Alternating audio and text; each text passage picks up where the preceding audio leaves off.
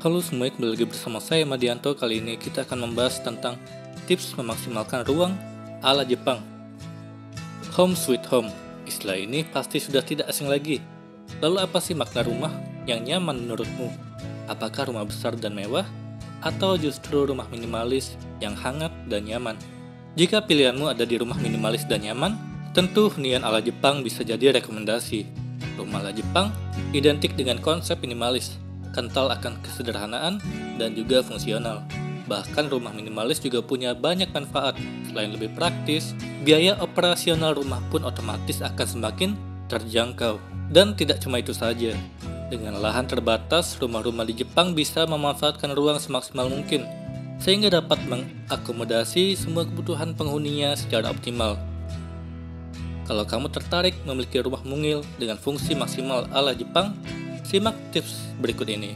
Yang pertama, pahami fungsi ruang.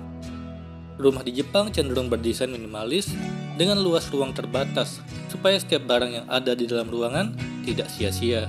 Kamu harus mengoptimalkan fungsi barang atau furnitur yang ditaruh dalam ruangan tersebut. Bila perlu, pilihlah furnitur agar bersifat multifungsi seperti tangga yang sekaligus dapat dijadikan laci penyimpanan. Dengan demikian, tak ada ruang yang terbuang sia-sia. Kedua, perhatikan pencahayaan. Pencahayaan yang tepat juga dapat membuat suasana ruang terasa lebih luas dan nyaman. Pemilihan lampu yang bernuansa ternyata bisa menjadikan ruang di rumah terasa nyaman dan hangat seperti rumah-rumah di Jepang.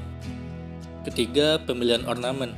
Agar ruangan terlihat lebih luas, coba pilih ornamen sederhana dan minimalis untuk menghindari kesan yang sumpek. Perlu diingat bahwa rumah-rumah di Jepang sangatlah mementingkan efisiensi tempat. Jadi usahakan hindari penggunaan ornamen berukuran besar seperti lukisan, lemari atau meja yang terlalu besar yang membuat ruangan terasa kian sesak. Keempat, buat ruang multifungsi. Membuat area multifungsi jelas bisa menghemat ruang. Misalnya, kamu bisa menggunakan sudut ruang keluarga sebagai area baca dengan menyediakan kursi dan lampu lantai. Atau misalnya menyatukan ruang TV dengan ruang makan sehingga akan lebih efisien.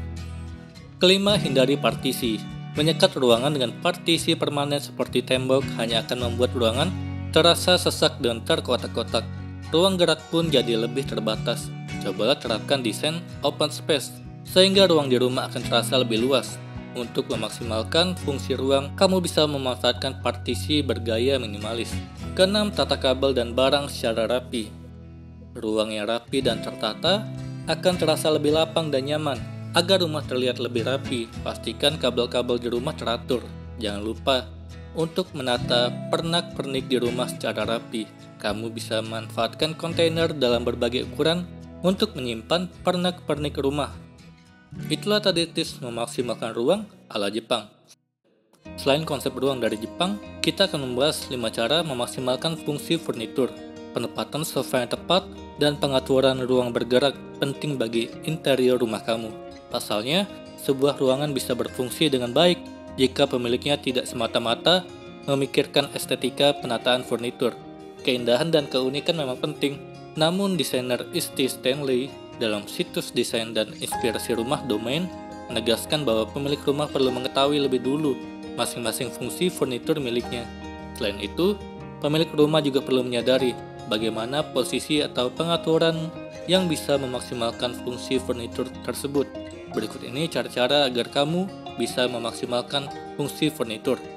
Yang pertama, tidak memaksakan diri menata interior rumah dengan tampilan simetris. Menurut Stanley, meski pengaturan simetris begitu populer dan memberikan tampilan klasik, hal itu justru bisa menyanyiakan fitur arsitektur di dalam ruangan. Penataan semacam ini juga kekurangan keunikan. Lagi pula, tidak selamanya ruangan yang ditata simetris berfungsi dengan baik. Kedua, temukan perbedaan antara simetris dan seimbang. Menurut Stanley, meski tidak perlu bersikeras membuat pengaturan simetris, pemilik rumah perlu menemukan keseimbangan di dalam rumahnya. Kunci dalam menemukan keseimbangan adalah memastikan barang-barang dan furnitur didistribusikan ke seluruh ruangan dengan merata. Tidak perlu persis sama antara bagian di sebelah kanan dan kiri, tetapi yang terpenting, ruang tidak terasa kosong di satu sisi dan padat di sisi lainnya. Ketiga, utamakan fungsi dalam mendekorasi. Pada langkah ini, kamu bisa memikirkan bagaimana kamu akan menggunakan ruangan. Jika kamu termasuk orang yang sering mengundang tamu, maka pengaturan tempat duduk perlu diperhatikan lebih seksama. Dalam hal ini, para tamu harus bisa duduk dengan santai dan nyaman, guna mendorong lancarnya percakapan. Keempat, kreatif menyiasati rumah sempit. Jika kamu memiliki ruang terbatas untuk bereksperimen, maka kamu harus bersikap kreatif. Sebagai contoh, kamu bisa memilih kursi-kursi berjenis ottoman untuk memberikan area duduk tambahan. Meski ruangan sempit, jenis furnitur semacam ini mudah dipindah-pindah sesuai kebutuhan. Kelima, atur agar tempat duduk tidak saling berpunggungan. Cara ini dimaksudkan agar ruang tampak lebih penuh.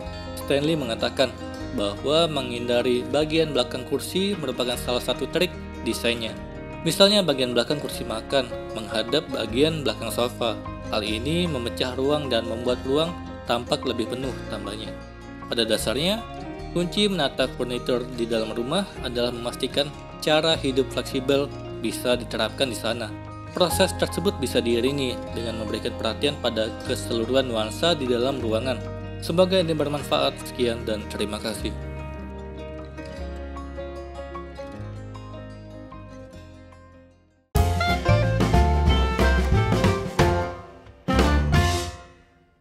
Halo semuanya, terima kasih telah menonton video ini sampai akhir.